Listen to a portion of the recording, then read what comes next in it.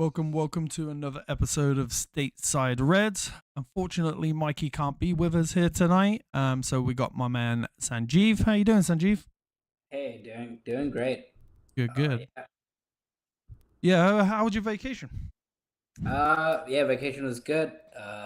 Didn't think of Manchester United. Weather was perfect. Like first time in the Caribbean, so I definitely need to go back. Yeah, we should all go back one day. That'll be a lot. Yeah. But yeah, I wanted to just jump off on Victor Osimhen. So it seems like there's a lot of interest with Victor Osimhen and Manchester United. A lot of reports today, especially from 𝗕𝗏𝙍𝙀, saying Manchester United can afford his wages, especially with like looks like the likes of Sancho, Rashford, and possibly Casemiro leaving in the summer. So wages doesn't seem to be an issue, and it also seems like having the funds to go buy him. It doesn't seem like it's going to be an issue. Is this something that you'd be interested in doing?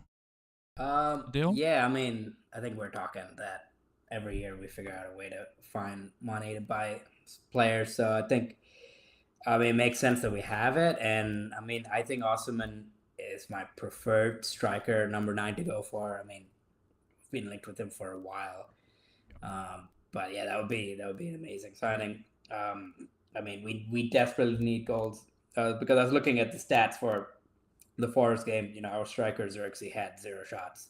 Yeah, I was like, okay, we need to change that. So yeah, Harry Maguire had more shots on target than than both of our strikers, which is pretty embarrassing. He could have nicked one right at the end there. For Manchester United, unfortunately, there was someone standing on the goal line. Yeah, I agree with you. For me, he is my preferred striker. 𝗕𝗏𝙍𝙀 is a good player, but how do we know if that can translate to the Premier League? I know we're probably saying the same for Victor Osimhen, but for me, Victor Osimhen has more that. He's more built. He can hold up the ball a little bit better than 𝗕𝗏𝙍𝙀 can. He's proven goal scorer whenever he's gone, whereas 𝗕𝗏𝙍𝙀 not necessarily has. He did score some goals for Coventry. Never really got in the first team at Brighton. It wasn't exactly a major success in England. Whereas Victor Osimhen has pretty much done it wherever he's gone. Ronaldo is saying Osimhen, my number 1 pick for centre forward right now, with or without Champions League. And that's the other good thing about Victor Osimhen. It does look like he isn't 100% set on Champions League with Manchester United, and we can pick him up after. Would you be interested in a Garnacho trade with Victor Osimhen? Honestly, I don't think that's the right player to swap. I mean, I still think that Garnacho has a lot to offer, and he's not a striker, right? So you're not doing a like for like replacement. You're actually weakening one spot where you're like, okay, we need to go get another number 10 if we sell Garnacho. Which, I mean, if that's what's going to happen, then I'm in. But we need to go get a number 10 or a winger sort of player to fill Garnacho's role, and then you're stuck with, technically, I guess 𝗕𝗏𝙍𝙀. What do we call him? A 10 now. Yeah, I would say he's a 9 for me. He's definitely a 10. So you'd have him at a 10, and then you'd have Højlund and Osimhen, and then I'm still struggling. I don't think Garnacho is the right swap. Would you swap Højlund for Osimhen? That's a tough one because Højlund, I still think there's a player there. I just think there's a lot of, he's learning to hold up the play. He's learning a different style. This is something he's not used to. He's used to, being the guy up front where the ball goes over the top and he uses his speed to get onto the ball. Whereas under AMORIM, he's being told to hold up the ball and then make a break, which is completely different for him. But he's young enough to learn that. But for me, I think Garnacho would be a better swap. I haven't seen him progressing at Manchester United. But that may be just on Manchester United because we also look at the comments of AMORIM and Elanga. He wasn't really given the time to develop at Man United. Right. Yeah. Exactly. And now we see what he's doing at Forest. So for me, Garnacho would be a better swap if we could get Kuna, because I'm not sure if you've seen the statements. Kuna has said that he wants to leave Wolves at the end of the season. Yeah. And you're looking at about 45-50 million for Kuna. So if you could pick up Kuna and do a straight swap for Osimhen Garnacho, that would be an ideal for me. That would be ideal, because for me, Kuna's miles ahead of what Garnacho is. Right. Yeah. I think if you can guarantee like hit a level like Cunha coming in as a number 10, yeah, he's obviously better than Garnacho. He's also more senior, so it makes sense. Mm-hmm. Yeah, I could see that happening. Well, I would love to see that happen if we get Cunha and Osimhen both in. But I'm gonna be nervous even if Osimhen comes in. I'm like, I mean, it's Manchester United, so anytime a striker comes in now or a forward, I'm like, okay, what's wrong this time? What's gonna go wrong? So, Yeah, and that's kind of the mindset that that AMORIM needs to change, right? We've had a lot of people come in, whether it be striker, but to be fair though, they've mainly been old. I was looking at it today. The last real decent striker that we had was probably Ronaldo, and I know he didn't have the greatest of times at Man United, but he still scored 18 Premier League goals that season. oh yeah, which is far better than what we currently have. It's still more than what Rasmus Højlund got last season. He got I believe he got 18 total in all competitions. right. And then him and Cavani. But again, there've been older stopgaps. Like, hey, you're going to come in for a season or two, hopefully get his top 4. Right. Yeah. It's time for me to move on to a younger player. Osimhen is 27. He's in that prime. He's got maybe 5 years at Manchester United. Lukaku did have 27 in a season, but he was before Ronaldo. You know what I mean? So I was like, the last time we had a decent striker. I liked Lukaku. I thought he did well at Man United. He held up the ball really well at Man United and scored some pivotal goals for us. I was just talking about the last time we had a decent striker, and that was Ronaldo. Right. Yeah. Yeah, because Ronaldo was after Lukaku. So, 27, 28 in his prime. He's getting a goal and assist a game this season over in Turkey. So, you put last season behind him, with all what happened in Napoli, and with their fans and their board. Lukaku. You're saying Lukaku was the last time we had a good striker? Ooh, I don't know. I put Ronnie above him, obviously. I mean, other than the Piers Morgan interview. Yeah. He was all right. Yeah, the only thing with Ronaldo is he did kind of mess up the juju of the team, as they say. We had a good season before. We get those decent players, and then all of a sudden, United shit the bed. Right. Yeah. Yeah. So, no, like, yes, you could technically say, but you can also say Cavani, because Cavani didn't have as many goals as Lukaku, but also went to the Europa League final. Yeah, we lost on penalties because of Mikey's favorite goalkeeper, but we also went to the Europa League final and Cavani. So, we're forgetting Anthony Martial. What a player he's doing at Turkey right now, right? He's having he's in Greece. It's Greece. That's it. Yeah, Greece. Get mixed up between the two great leagues. Just for me, I think we should go all out and get Victor Osimhen this year. I've said this before. You look at the table. You look at the goals for and the goals against.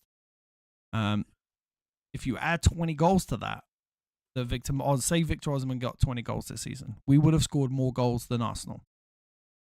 We would have conceded exactly the same amount as Manchester City.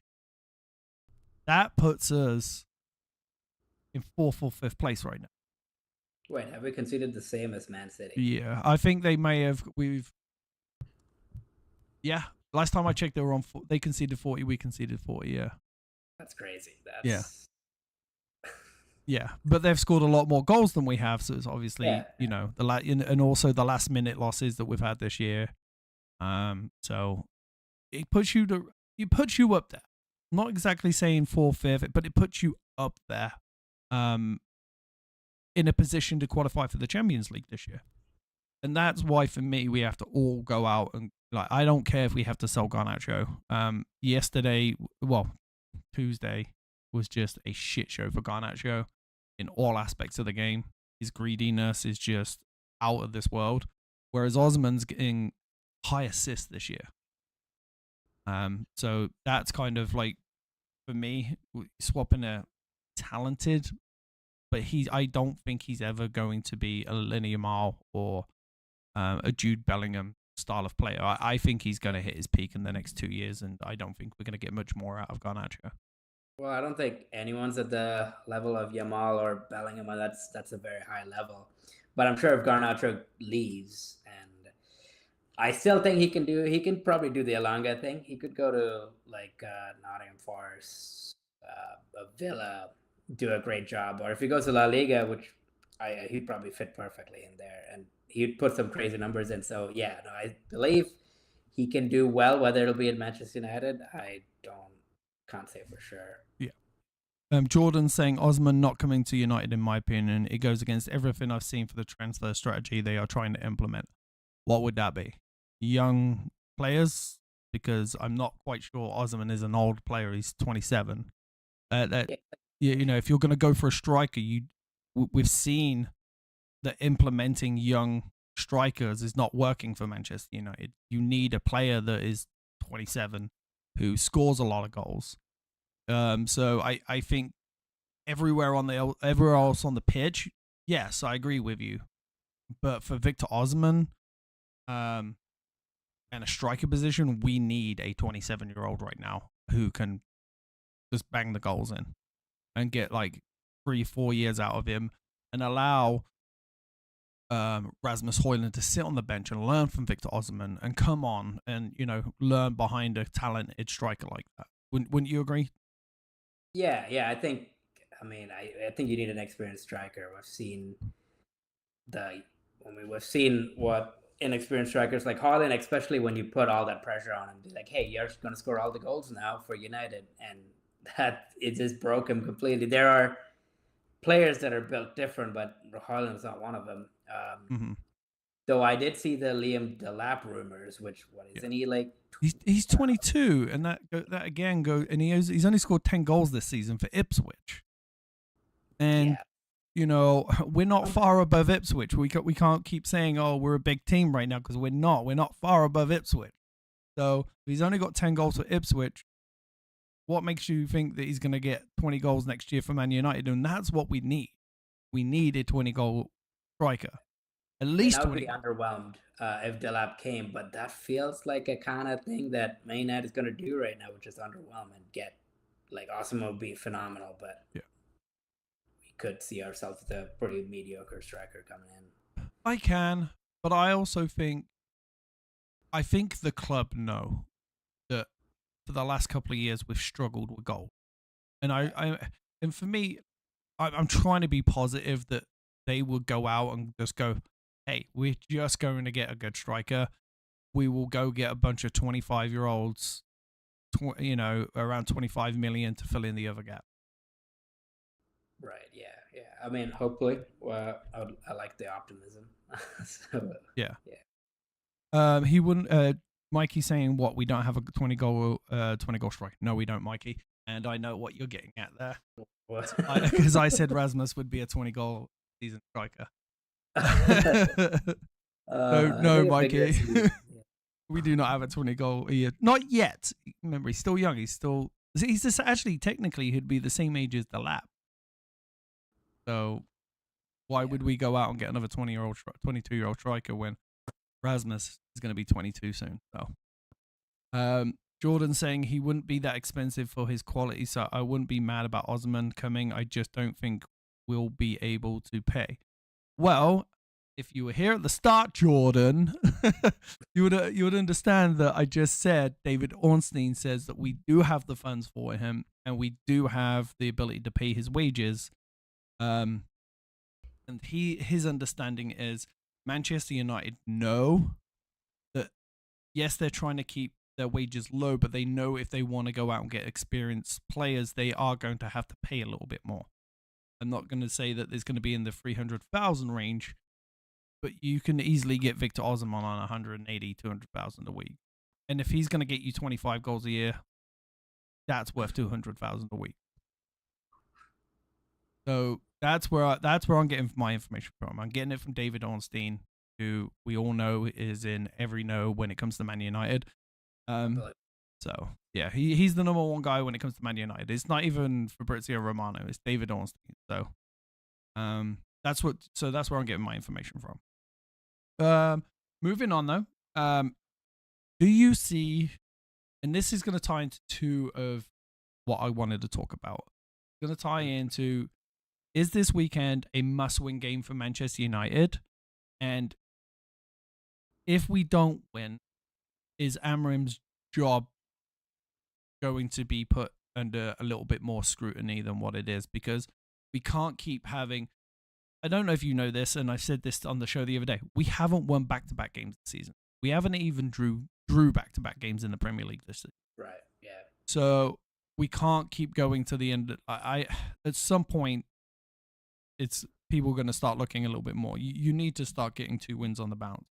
Do you think not winning this weekend and losing 2 more games on the bounce is going to put a lot more eyes on AMORIM?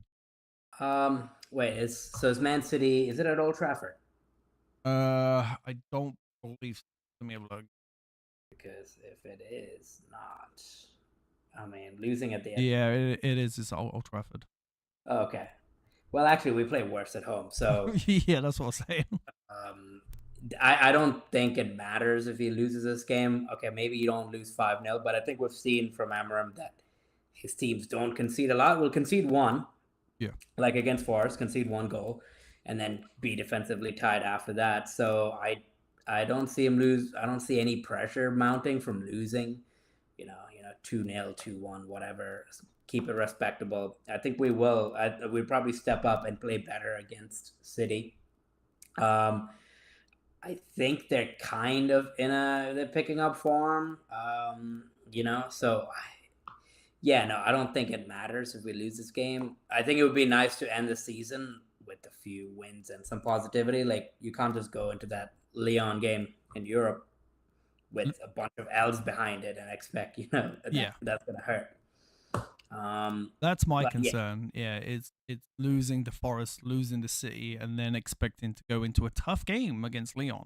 It's not going to be an easy game. They have a lot better strikers than we do. So that's why I'm like, is it a must win in the sense, not that AMORIM can lose his job, but more like giving us that boost going into Thursday. Right. Yeah. I think performance is super important. And I think more than the result, you need a good performance. It is City, after all. I mean, we can underestimate them, but they're still a good team with good players. Jack Grealish is back in. I think he scored a goal too. So, of course, 𝗕𝗓𝙍 is playing well. Though they don't have Haaland. Yeah. That's there. Which is nice. Yeah, Haaland not being there is nice, but to be honest with you, I'd rather have him on the field. He hasn't been great this year, whereas 𝗕𝗓𝙍 has scored a decent amount since he's come in since January. He scored a hat-trick already for City. That's something one of our players hasn't done in a long time. No, I think we've scored, 1 hat-trick since Ronaldo was being here and enamored this season. Bruno Fernandes did score a hat-trick. This season? Yeah, this season. Yeah, he did. Yeah, and him and Ahmed have both got hat-tricks this season. Yeah, I remember. Actually, Rashford has not yet got a hat-trick. Yeah, no, hat-trick. Right, he's scored 2. He's never scored a hat-trick for Man United. That's true. A couple more. Quinton saying a win Sunday would be great. I don't think it's a must-win because of our standing in the Prem. Manchester Mikey, I think it's only the unreasonable will have eyes on AMORIM for a loss. Jordan saying what Mikey said. Mikey saying everyone kind of understands this isn't his team. Then Jordan saying the players are doing better with the system, but most aren't playing to their potential because they don't fit. Every single one of those I agree with. That's why I think there's going to be a lot of outs this summer. Yeah, hopefully. The season ends on May the 25th. Transfer window opens on June 1st till the 10th, closes for a couple of weeks, and then reopens again because of the Club World Cup. That's what I was saying. Ahmed, has got a hat trick, and so does Bruno. But it would be nice to win. When was the last time we won back-to-back game? We completed the double over City in a league season. Oh, we would complete the double over City. Yes, we would. That's there. That would be nice. We can tell a certain person that the Manchester is 100% not purple. Yeah, exactly. Manchester is not purple. He keeps telling me Manchester. I was like, no, it's not. But so for me, I would really love a win this weekend, just for that, and then obviously we've got a party this weekend, which is going to be great. A lot of also merch here. We got t-shirts now. I'll be making some of those to be handing out down in Atlanta, and then along with some other stuff, and then some other news coming soon regarding another sponsorship, which is going to be good. Last point that I really got, which is a big one. Should Mason Mount start on Sunday over Garnacho? Well, I mean, sure, why not? I am kind of checked out of the season, obviously, so I wouldn't care. I didn't even look at the lineup before the Forest game. I was like, okay, just play whoever you want. It's the Premier League. Should he start? Yeah, I mean, okay, if he's not gonna get injured, like, I'm scared of that. So I could see most likely he gets like maybe 30 minutes, 45 minutes in the second half. But yeah, I don't think I would start him just to be safe. I don't want to break him. And last 20 minutes, last 30 minutes. Yeah, last 20 minutes, 30 minutes, and Garnacho would start. I mean, I would like to see Haaland because I like a striker playing. Yeah. And I don't want to see Casemiro in that midfield. I know he's been all right, but he's still not good enough to actually start in that midfield. No. I agree with you. I think AMORIM made the wrong decision taking Ugarte off on Tuesday and keeping Casemiro on the pitch. I think it's the wrong decision. Yeah, so move Bruno back in that 6, and then you'd have Haaland, 𝙈𝙀𝙀, Garnacho, and then Mount coming on, hopefully in the second half. Yeah, I'm excited to see Mount back. And Q saying, I'd say start Mount, at least we'll see him for another 15 minutes before until the imminent injuries kind of come along. Listen, Mason Mount has been injury-free for a month now. So hopefully we can put to bed some of these injuries and he can have a nice run. I would like to see him uninjured for the rest of the season. Get a run of games in him. Take a break because there's no European football this year for Man United, and then obviously no internationals. And then take a break in the summer, come back and have a nice preseason with some of the new guys. So I really hope for the best for him. Appreciate the comment there, Q, saying that the StateSideRed merch looks good.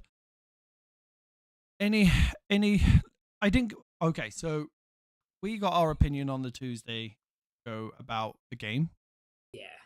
Let me ask you, what was your opinion on the game? Okay, so I did have to rewatch.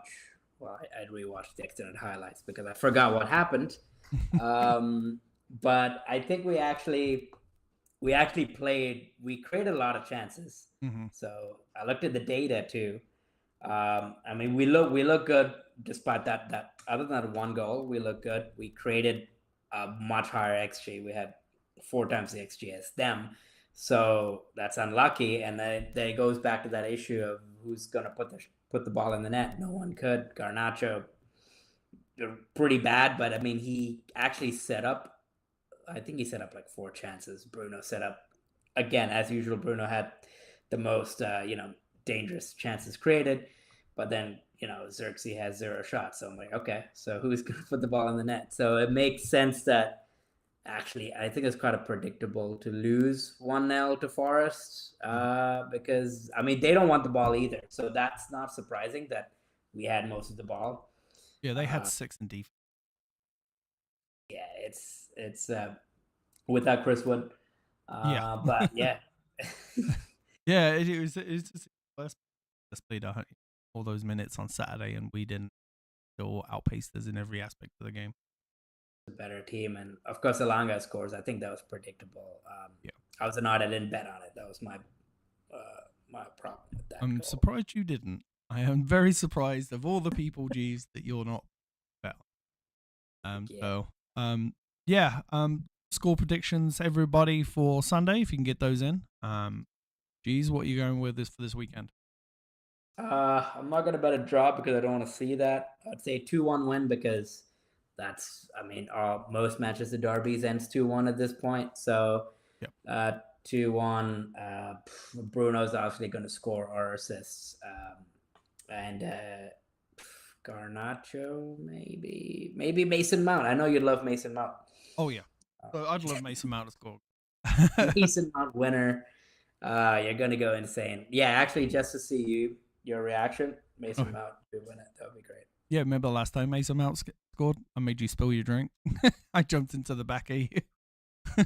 It was actually, I think that was his only goal for Man United. Yeah. He scored in like the last couple of minutes of the game to make it 1-1, and I jumped into you. Yeah. So, I'd love Mason Mount to score. I know people hate him, but I think, barring the injuries, we would really have a solid player in Mason Mount as a 10. And the news today that he is not leaving. It came out today that he will be here next season. Because AMORIM sees him as a vital part of the team next season. Yeah, he looks like he's in love with Mason Mount. Mm-hmm. So I think it's that 10 position. He saw how good he was at Chelsea in that 10 position. Yeah. And having that available for him, which is also kind of bad news for because if he can stay fit, that's kind of bad news for Kobbie Mainoo, you not think? Yeah, I mean, even when he comes back, I think AMORIM, he's not going to be the key player for AMORIM anymore, which is good. I mean, he's a young kid, so I'm like, okay, he's that goes back to, the wages. It's like, okay, you're not going to be a key starting game in, game out. You should not be, first of all. Yeah. And it looks like AMORIM sees it the same way. So yeah. Sorry, I didn't mean Ahmed. I meant Kobbie Mainoo. Yeah, Jordan said don't want Ahmed back before the end of the season unless we make Europa League semi-finals. I agree with that. Oh yeah, right. Yeah. And there's a big if we make the semi-finals. This is gonna be a really tough game week. It's gonna be away next week too, which is a vital part of we have to get a win over there. So, you saying Mount can cause problems to the opposition when he's fit. He's fun to watch in the midfield when on it. Yeah, I agree. And his pressing is better than anybody else in our team. And pressing is a vital part of the system. And it's a vital part of football now. Yeah. Yeah, I mean, Bruno and Mount both pressing would be amazing. And then I guess Højlund, does he press? I mean, he can. He can, but he scored 2 goals for Atalanta from pressing the goalkeeper, where the goalkeeper kicked it out and it came off of him and went in the back of the net from his pressing. But I think he's also a victim of it, like everything else this season. No one else is doing the pressing. No one else is passing to him. So he's not scoring many goals. So it's just a all-round shit year. Right. So I don't think it's, a great year for him just in general. So, yeah, that's it for me. Anything else you want to add in? My prediction. I'm gonna go with 1-1. I don't remember the last time we got the double over City in a season. And we can't score, so I don't see us getting more than 1 goal. 1-1 draw. 1-1 draw, yeah. Q's gone with a 2-2 draw. Ronaldo's gone with a 2-1 United. Dull up those City bums. Aiden Heaven is going to be back soon. It looks like it may be about another 2 to 3 weeks before he'll be back in training. I think he's still in the boot. I'm sure. So, yeah. that's everything from me. Thank you for coming on today, G's. We said we're going to keep this one a nice and short one, which is good. And then we'll have you back on soon, bud. Yeah, no, I mean, you've been doing some great work at the channel, so yeah, keep it up. Yeah, and then Casey saying 2-0 United. Oh, that's yeah. Yeah. I don't know. I got a feeling Anana's gonna have a blinder at some point this season, this Sunday. So as he usually does. Like a blinder in a good way, or no, in a bad way. Remember last season in the FA Cup final, we were 2-0 up comfortably, and he let the goal in the back of the net when he clearly should have saved. Yeah, that so often. It's like, yeah, that's yeah, and there's also gone too many games with him not making them. So yeah. So yep, that's it for tonight. We'll be back on Monday with another episode of Stateside Reds. Tuesday we'll be back with those casual Reds, and then next Thursday we'll be back with Stateside Reds again for a breakdown of the UEFA Cup game. But everybody else, thank you for tuning in tonight. Again, G's, thanks to you so much, and I will see you on Sunday.